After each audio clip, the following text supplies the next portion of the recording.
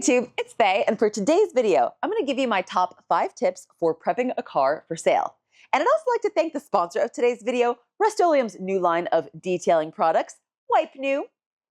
They're going to be helping me with one of the points that I'll be making today. So let's hop right into it. Now, by the time that you've made up your mind to sell your car, quite often you're just freaking done with it, right? Maybe it's straight at you again, that one last time. Or maybe it's full of bad memories or bad juju, or maybe the maintenance costs have just gotten excessive and you want to get it out of your life before your next service. So whatever it is, you just want to wipe your hands clean of it and get rid of it. And I understand that you're burned out with the car, but before you list it as is, I recommend that you just consider these 5 tips and put that last little bit of effort and money to get the most out of the sale and prevent the car from screwing you over one last time. And I promise that the effort will be worth it.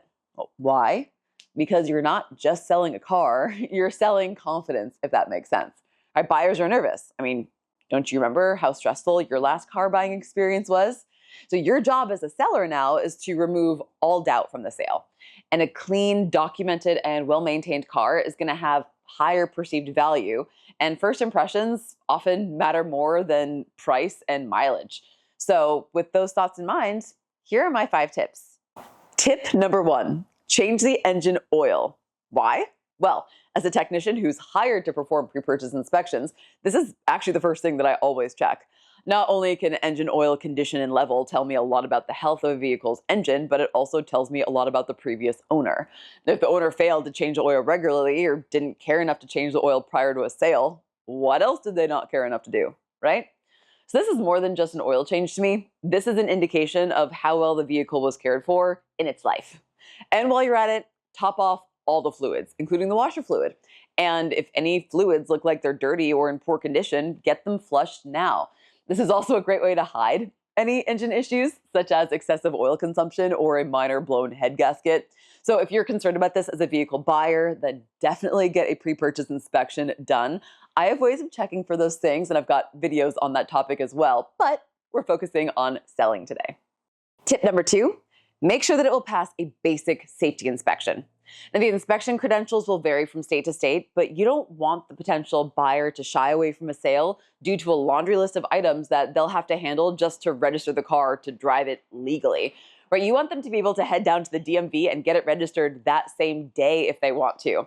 And in some states, this could be as simple as just checking exterior lights, horn, wiper blades, tires, or it can be more extensive. But at the very least, basic safety items, especially cheap ones, like wiper blades and light bulbs, those need to be handled before sale.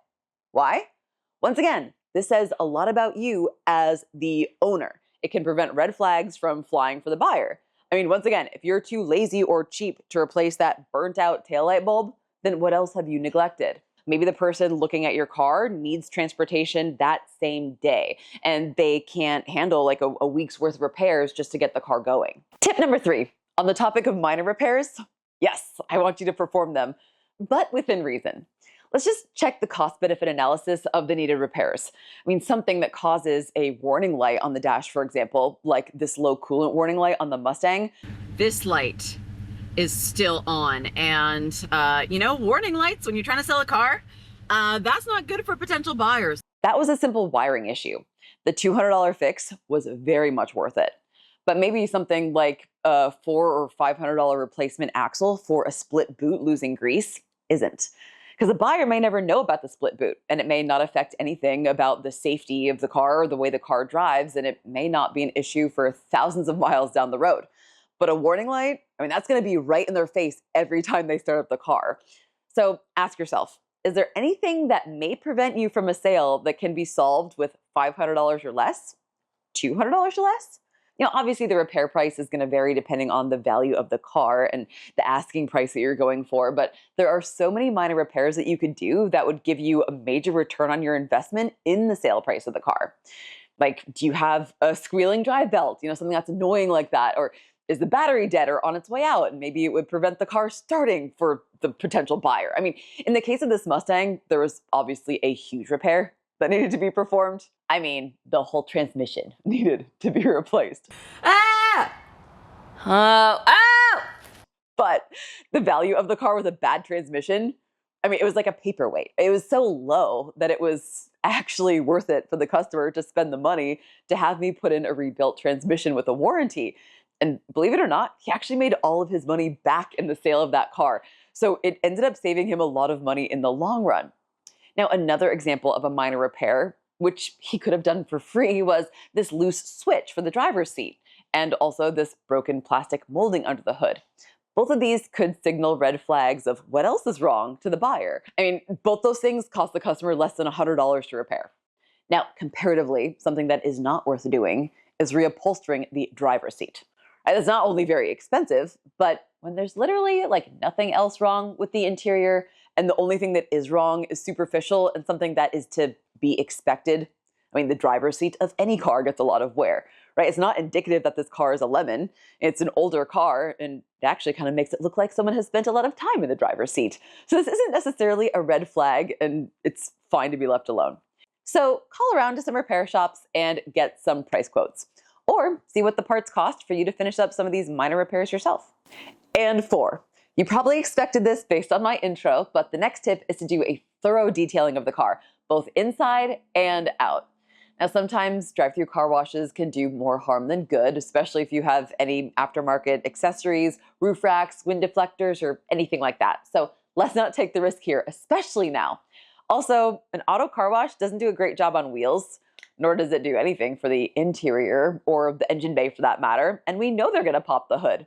So we're going to start with this Blast Snow Foam car wash from our friends at Wipe New. This is actually pretty cool. It attaches directly to a garden hose for quick and efficient application. So you've got 2 knobs here. One controls the water flow out the nozzle. And so it's going to start off, and then you can turn the water on because we want to do a rinse first, just get the whole entire car wet first and get off all that dirt and stuff. Then this controls the amount of suds.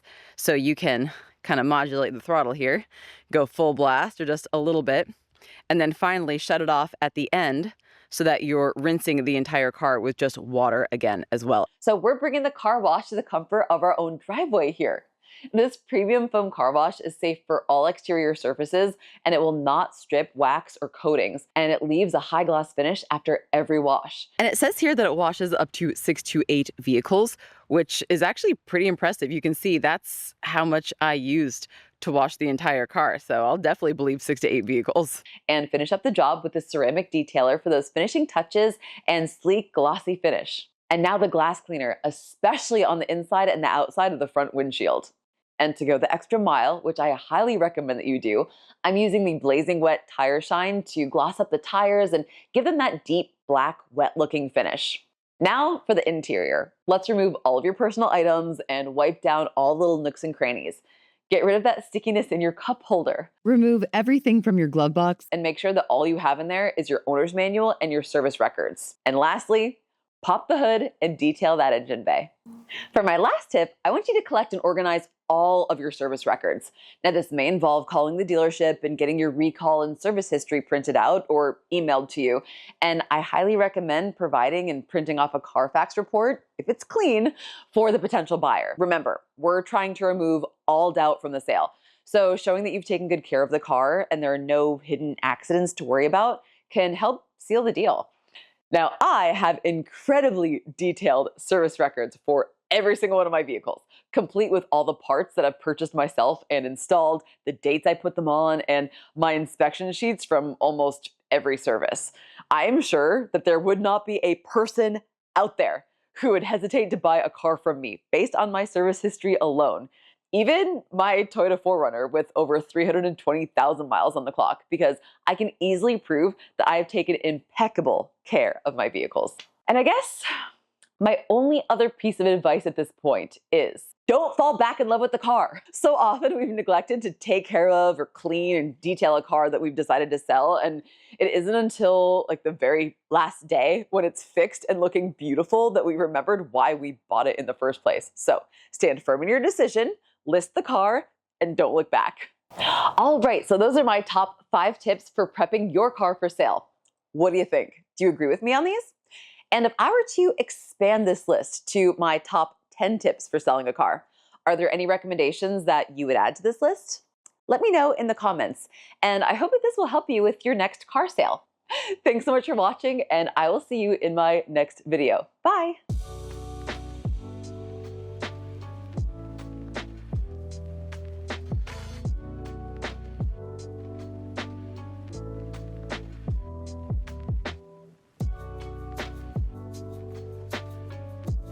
Today we have lettuce. Very excited!